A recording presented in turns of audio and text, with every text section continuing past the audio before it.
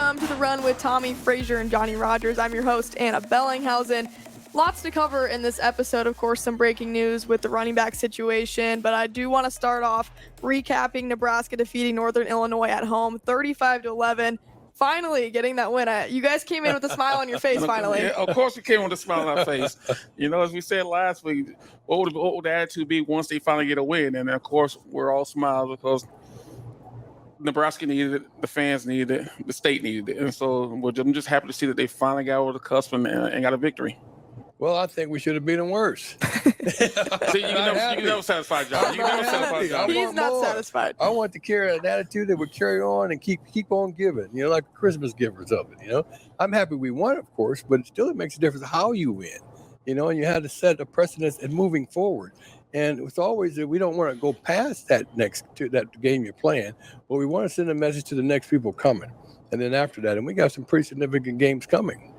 Some of the keys to the game, of course, the turnover battle. Only one fumble for Nebraska, of course. It was Harburg on that drop back, and just basically it was a sack that he lost the ball and not much he could do there. But how impressive was that turnaround from the turnover margin in your guys' eyes? Well, I think they worked on it, and I also think that the offensive coordinator Satterfield, he did a great job of calling the plays that they handled and understood. As you see, as I said last week, that every drive should end with a kick, whether it's a punt, kickoff, field goal, or extra point. And they did a good job of making sure, if they, with the exception of the one drive, that they kicked the football. Right. Well, they did a great job last week, except for the fumble, the quarterback fumbles. We've been very consistent offensively. If we eliminate the times that we had fumbled, we'd be ahead all the way around. We've shown that we got a very good. Our offense people are moving people. We're getting completions when we need them. It was just the mistakes that's been killing us, and our defense has been solid all the way through. I'm still looking out for a little bit more for special teams on the punts and kickoffs. We have to really get that attitude really together, but. Other than that, I think we're going in the right direction. Going in the right direction. We haven't played bad. We just have had some mistakes. Right. And I think with special teams, as you've seen across the country, you're not seeing very many special team returns anymore because of the rules, especially on kickoffs. If you kick the ball in the end zone, you don't catch, you get the ball on the 25-yard line. Punts have been fair caught more because I believe the coach is saying, hey, don't take a chance, just catch it and let the offense stay on the field. So across the country, you're seeing some returns going down, but I think where Nebraska can make up in that, blocking punts while blocking a field goal. That those right there are trendsetters and make everything goes. Well, I'm from the no fair catch era. We have to. There's basically the reason why I was able to catch the ball all the time is that we had a designated man that made sure that first man coming down that we got him. He was never going to get to me. So we have to cover the guys that are covering to make sure to give our guys the ability to be able to catch the ball, to make a difference, to make a run or something. Because it's not automatic. Once they're coming down, they're going to get there before the ball comes down if you don't get a man for them. So we need to kind of plan for it because it's an opportunity to have a big play. We don't want to miss those big opportunities. That's why they call them special teams, because they're special opportunities, and it's 1/3 of the game. Offense, defense, and special teams. Right. And we got to be able to score on special teams. And, we want to make sure we get our offense so we get our guys at least that every time we go down, we get 3.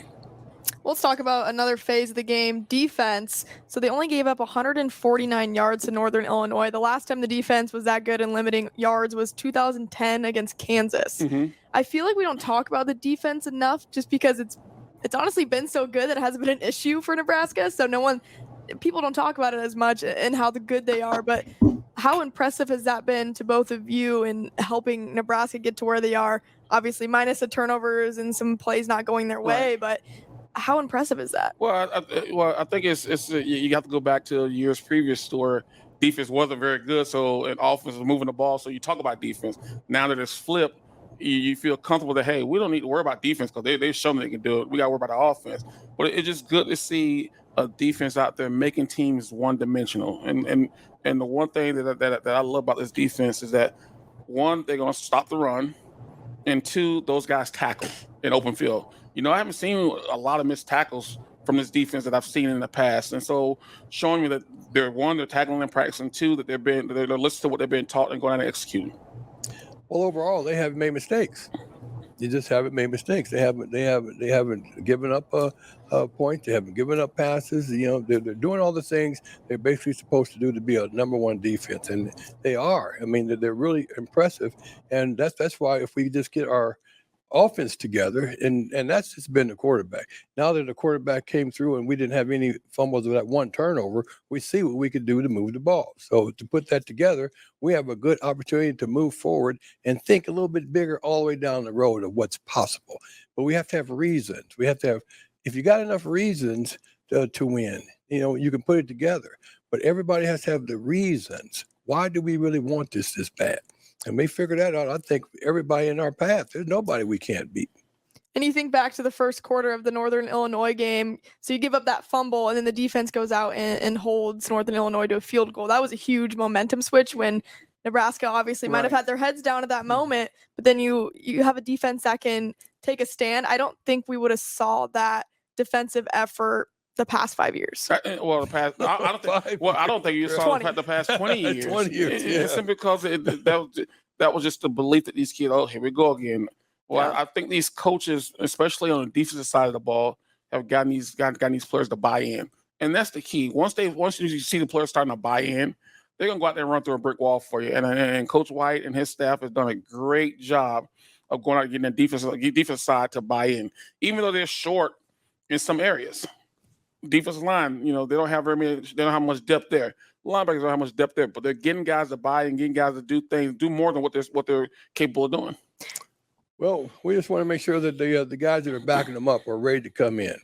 Like I said before, at one time, people have to be anxiously waiting to get in. So they can't be reluctant. Oh, my God, to go in now. No. We want to go in. We can't wait to go in. And just got to get that attitude. It's the belief. I just got spoiled playing with our defense. We really had the number one defense around and special teams that was going on. And so we had that kind of attitude, and it really gets you spoiled where guys go out there and they just going to take over. How much freedom does that offer you as an offensive player when you have a good defense? You don't really have to worry about them getting off the field. Well, it's not about freedom. It's about, hey, they're doing their job, so now it's time for us to do our job. You don't go out there and try things knowing that you have a great defense behind you, because eventually defense wears down when you're not doing what you're supposed to do. So now it's time for the offense to step up to the level of play that defense is doing, because defense have shown in every game that if you give them an opportunity, they're going to get you the ball back, and they're not going to give up much. But when you turn the ball over and the defense is on the field, eventually they're going to break down because they're getting tired and they're getting beat up because they were running too many plays. Well, we always knew wherever we started from the 20 or whatever, that we were getting ready to get a drive.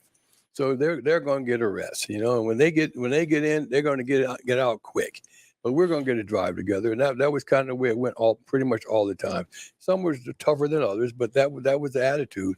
But everybody, like I said, collectively got to do their parts, and there's no problem and no mistakes. The key is that nobody can make the mistakes, and you got to know that, mentally, that I don't want to be the one to do it or get it started, because that's where you really kill you and the team. Offensively, Heinrich Haarberg getting his first start of the season. I want both your thoughts on just an evaluation of him and his play. Well, I enjoyed watching him play. I thought he managed the game well. Was he perfect? No. And even he'll tell you that there are sometimes he didn't make the right reads, or he didn't throw the ball in the right place, or he didn't make the right check. But he still went out there at his first start and managed the game, and he won. He helped the team win the football game, and that's all you're going to ask. What can I do to make sure I don't put our team in a situation that we don't win the football game? And he went out there and he won the game. He helped him win the game. Well, he didn't take unnecessary chances. He did the things that really worked and kept being consistent and kept moving the ball. And you could see that he wasn't playing scared. And he wasn't taking extra risks. He was just keep it consistent, keep it moving, do the things to our everybody's confident, know that we can do. The offensive coordinators calling the plays that we know we can run. They're reading the defense good, but they know where the holes are. When they drop back, they know how to get to 2-3 yards here, 2-3 yards, and then forward. So they calculatedly, they put together a good game plan that was consistent and easy for the players to follow.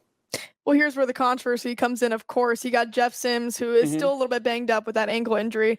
But then you have Heinrich Haarberg, who is coming off a win and did look confident, especially for a sophomore who had never started a game before.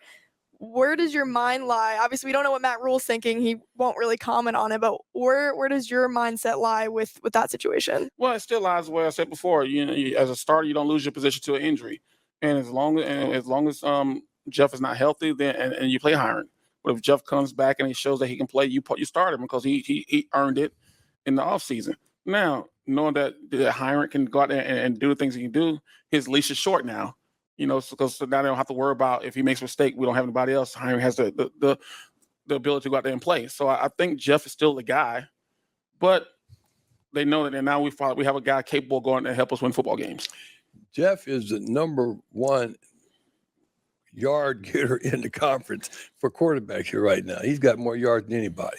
So he's definitely leading the pack. But he is hurt. He can't come back hurt and want to start, get back in. Whenever he does get healthy, it's still his job because he still is the man.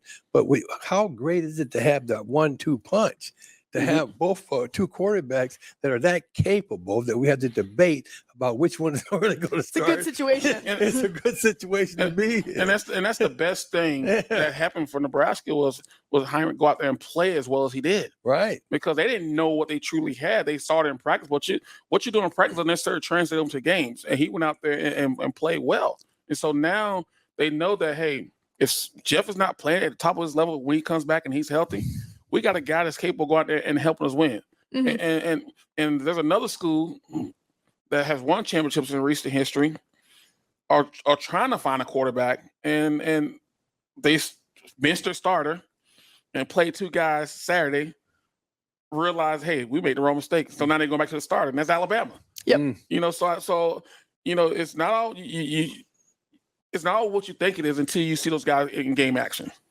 Well, we knew he had the attitude. He had the right attitude all the way along. Waiting there, he waited patiently to get in. They know his attitude from before. He's a tough guy, and he's going to be able to get the job done. And he really wanted to be in. Right. He really wanted to play. Oh, yeah. He still wants to play.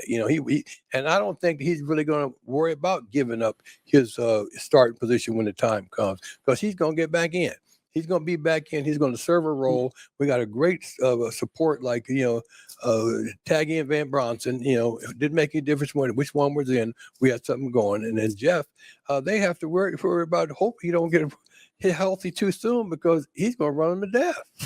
and that's the thing about the quarterback position is that you want two quarterbacks that no matter who goes in the game, the level doesn't fall off. Because there are some teams where the starter's here, then the backup, you see a drop.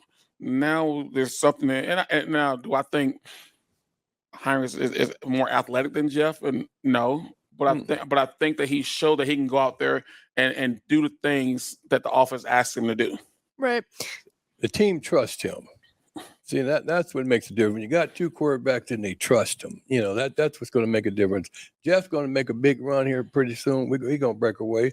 And we're not going to have mistakes. We have quarterbacks we can trust with the ball. And as we move on through the season, we're going to get it done now. I think everybody feels better. Yeah, once Jeff is healthy, do you see Nebraska successfully running an offense with two quarterbacks going in? I don't think you can live by that, but I think you will see, and even Coach Osborne did this. My junior, not so much my junior because I was hurt and injured most of that year, but my senior year to where we knew that Brooke was going to get in the game early. We didn't know whether it was going to be the third, fourth, or fifth series, but we knew that he was going to get in the game early for a series so he can get used to the game. And I think you see that type of scenario going on. But I don't think you're going to see him going back and forth because you got to get someone to get a maintain drive, maintain confidence in the team and keep the ball moving. But when you switch it back and forth, that'll be tough on the offense. I don't think they'll switch him back and forth as far as, you play this right in the game and he plays it next. But I think they're all going to play every game.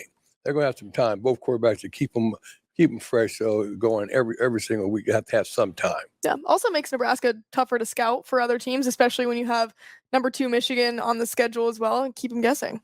Yeah, but the thing about it is that I didn't see Scott call a different offense with either one of the players. I thought he ran the quarterback run just as much as he did with Hiron that he did with Jeff. And that's the one thing that I think impressed me more to where when you have two quarterbacks and you don't have to change it the way you think calling the plays, that makes it even easier for the offensive lineman. Because even the offensive lineman, oh, we got this guy, so these are the places we're going to go to. We have this guy and the guy. So I think now that you have two guys that are capable of running the same offense, it makes preparation easier for Nebraska. And we don't have to show it until we need to. Right. That we can do different things. We definitely don't want to show too much too fast of what we're capable of. One of the stats that I did enjoy, I think you guys will like this too, they had a perfect finishing drive rate, Nebraska did, meaning once you pass the opponent's 40-yard line, how much are you scoring and what kind of points are you scoring? They're all touchdowns. So that's also impressive because obviously when Jeff Sims had gotten down to the end zone, it had been turnovers, but pretty impressive to see Heinrich Harburg just complete drives. And that's the key. If you don't turn the ball over, you give yourself a better chance of scoring touchdowns, especially once you cross the 40 to 30-yard line. And most of the turnovers that happen, with the exception of two, have happened deep into the opponent's area. So you protect the football, you have a better chance of scoring. It shows you what's possible. It's what's possible. Absolutely. Also, of course, we kind of buried the lead here, but Ramir Johnson is out with a dislocated shoulder. Gabe Irvin Jr. out with a dislocated hip. Obviously, those two big factors in that running back room. Anthony Grant will be the number one starter. Just want your guys' thoughts. Obviously, very, very heartbreaking for those guys in ending their seasons. Yeah, you hate seeing that, especially with Romero, with everything he's been through his time here. You're starting being 1 year being a starting running back to the next year being a running back versus slot receiver. So you hate that for that kid. And then Gabe, him earning the starting knob this year, and then it happens. But I've always been a fan of Grant. I feel that he's probably the most well-rounded running back that we have. I think he can do it all. I just think this offseason was got him in the position where he's at. But next guy step up. That's part of the game. Injuries happen, but they did say coming into the season that the running back room is probably the deepest that they had. So now the next three guys got to step up. They get to show it. It's part of the game. You never know. Anything's possible. Injuries are very common. You don't even know what they're from. You can hurt yourself. You don't even need to get hurt. So we have to be prepared for them, and that's why we have to have 2 or 3 people deep. And the running backs is probably one of our deepest ones, so we should be fine. Yeah, so Anthony Grant will be running back number 1, and then he'll be backed up by redshirt freshman Emmett Johnson, and then also Quentin Ives. He's a true freshman, so very young guys, but again, I really like, Tommie, your point about Anthony Grant being that best athlete in the running back room.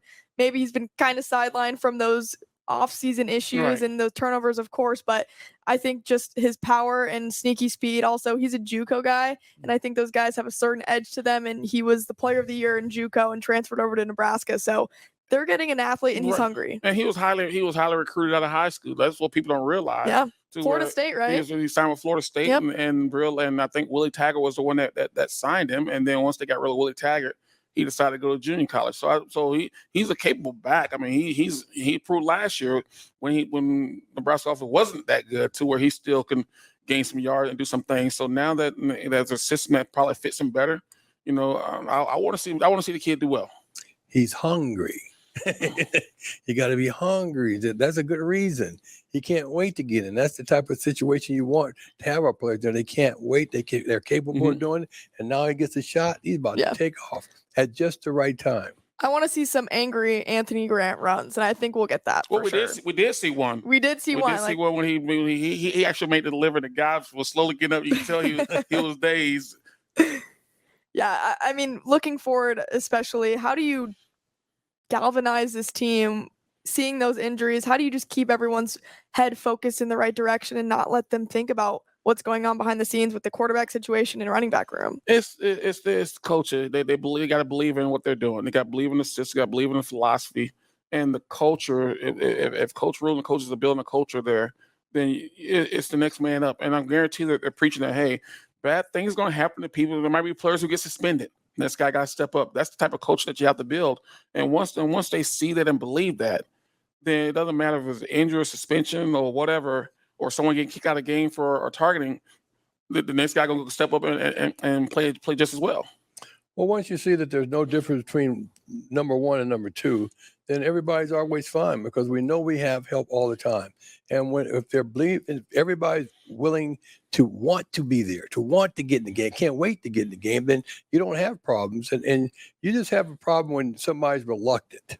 Or you have a player that you really the team doesn't really believe in, or the coach is not being fair, or somebody hurt and then you're not playing. But if you got the player that you've been thinking about and you got the right depth, everybody's anxious to go in. Just got to believe that it's not going to make a difference, and more times than not, it won't. Yeah, like even Heinrich said that when he felt times were getting tough on the field because he saw some things, Jeff was his biggest cheerleader. Jeff was the one on the sideline helping him say, "You got this. Just calm down, relax, go through the things that we went work teamwork. And that's what you call being part of a team. To where here's a guy who's wants to be out there as a starter, can't be out there, but he's still trying to help his teammate win.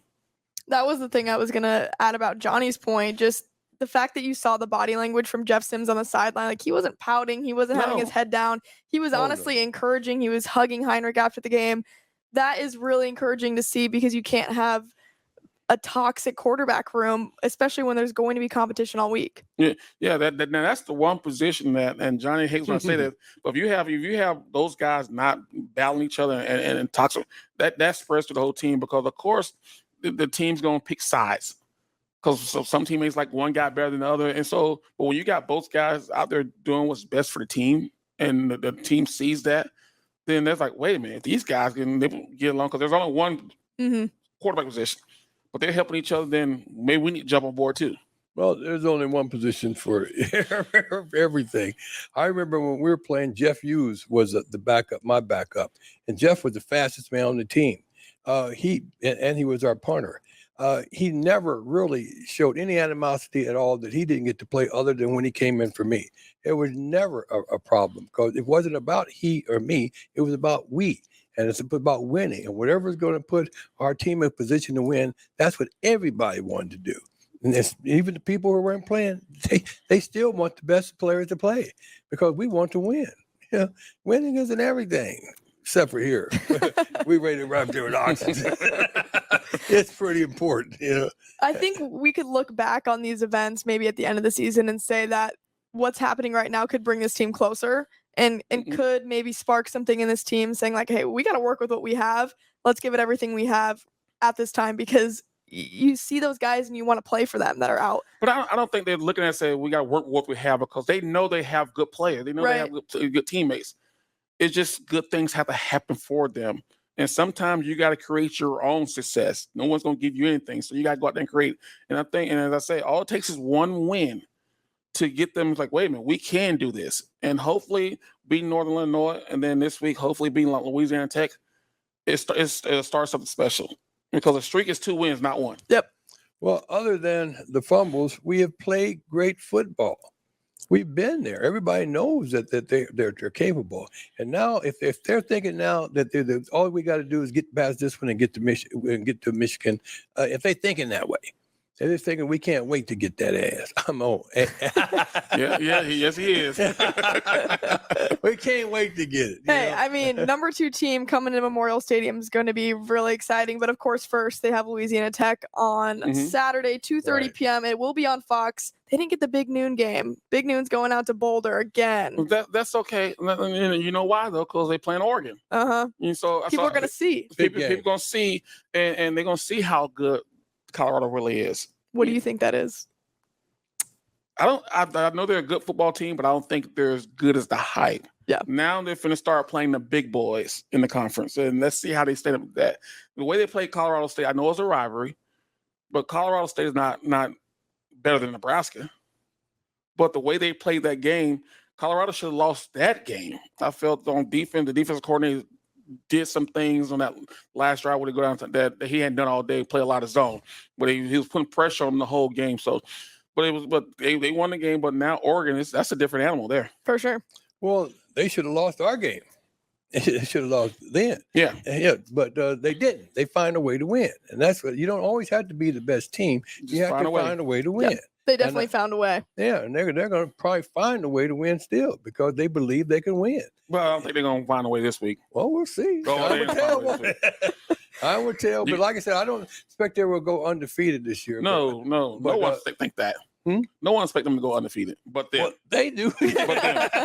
They do. But Dion will definitely say that if you ask him. Well, guys, thank you so much. He already think he's the best coach in college football right now. True. So, well, he is the best coach in college football right now, based on just how he put it together. You know, right now, for how he pulled a bunch of guys together out of the blue. He fired everybody, kept 3 players, and went out there and got a whole goddamn staff of other players and came back and won. He didn't show them a whole lot. He showed a whole different way of winning. But he's not the best coach. Well, who's the best coach? Kirby Smart right now, because he's a defending champion. All right. Well, you got to beat the champ. Yeah, you got to beat the champ. He's the defending champion. Two-time defending champion. I'll go for that. Who they saying? Nick Saban was the best coach until what? He got knocked off the pedals. They said Dabo Swinney was the best coach until what? He got knocked off. You're not the best coach until you start winning championships. And right now, who has that title? Well, Dion hadn't been up for a championship. Well, that's my point. So how can you say he's the best coach in college right now? Well, I think he's the best and the most exciting right now because of what he's done. Right. And because he made this type of progress. You don't have to be the winners. When you come from the first behind to get the first ahead the quickest in an untraditional way. You know, I'll take that answer. But for him to say he's the best coach in college football, no. Well, we have to go through a whole season. For him to go through a whole season with this team to be designated one way or the other. No, he's saying he's that now. Well, he can't get it now. Well, he can't. Well, I don't know. You know, I don't think he is. Well, he's a great motivator. He's doing a lot there, but just would label himself as the best coach in college football right now when you haven't won at the pinnacle. That's no. Well, you got to believe it into fruition. He's gonna try. Yeah. Hey, there's nothing wrong with trying, but win it first, and then you can stick. You are what you think about most of the time. You know, that's what he's thinking. Well, I'm thinking I'm the best. I'm the best guy on this platform here, but. Well, stop thinking that. Because I am. Well, your quarterbacks know the game inside and out. Mm-hmm. Inside and out. You know, you have to. You do. You got to know what everybody's got to do all the time. You know. In offense and defense. Yeah. So you got to be able to see, we had to read defenses like the offense read defense like defensive players do. But quarterbacks got to know it all. Quarterbacks are sitting there with Tom Osborne way more time. Those meetings. I know you know how many hours have you spent with Tom Osborne? Let's say I spent. They call him Little Tom. They did. Let's just say I spent 4 years with him every day in meetings. He didn't go to any other position meeting. Every day he was in the quarterback meeting room. Wow. Yeah, so those meetings got real long and boring. But one thing, we learned a ton. Oh, yeah. Well, I spent a lot of time with him too, but it wasn't in the room. It was on the field, catching turnarounds, running stairs, horseshoes, different things, and catching, just to keep my catching going all the time. So I would always be able to catch. But we spent a lot of time together on different things. Yeah. And he spent a lot of time with other people all the time. I don't know where he had time to even have a life at the time. It was just football and family. Football and family. Football, family, and God. Yeah. Yeah. A lot less family than football. Yeah. Yep. Well, guys, we got a live show Thursday coming up to preview Louisiana Tech. I, unfortunately, will miss that. Andrew Rodgers will be filling in. I know, Johnny. Who's going to hold you accountable? I don't know. I have no idea. It's going to be on like butter popcorn. Absolutely. Now. Yeah, 6 p.m. And I'll be via remote, so. Yep. Tommie, you'll be remote. I'll be I have the show. It might get really loose up there, man. I don't know. Talk about the little people might go up. Little Sheila and butt cheeks. They're going to turn me loose now. We should just one of these days just throw Johnny up on a stage with a microphone. And just let him go. Just let him go. Oh, yeah. I make their knees squeeze and the liver quiver, put more glide, they stride, and more dip in their hip. There you go, Johnny. And that's when we need to wrap up the show, guys. Thank you so much. Thursday, 6 p.m., Hurrdat Sports Bar. We'll see you there. Everybody say so, Sugar Mom.